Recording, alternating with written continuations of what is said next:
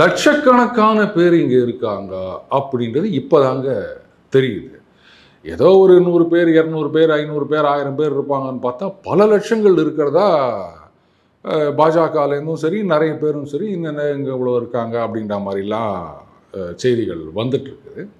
இன்னும் இப்போ தான் ஒரு விஷயம் புரியுது.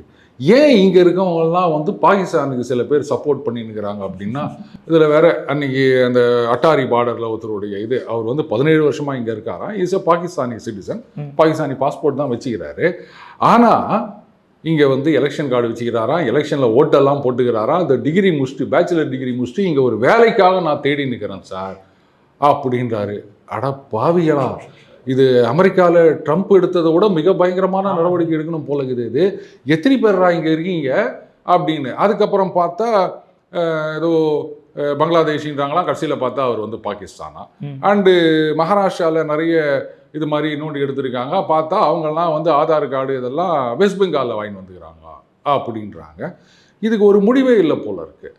அப்போது நீங்கள் வந்து இங்கே வந்திருக்கீங்க, எங்களுக்கு இந்தியா பிடிச்சிக்குது, இல்லை வந்து ஏதோ கல்யாணம் கொண்டு கொடுப்பு அப்படி இங்கே வந்துட்டீங்க அப்படின்னு சொன்னால் அப்போ நீங்கள் உடனடியாக சிட்டிசன்ஷிப் அப்ளை பண்ணியிருக்கணும். சரியா?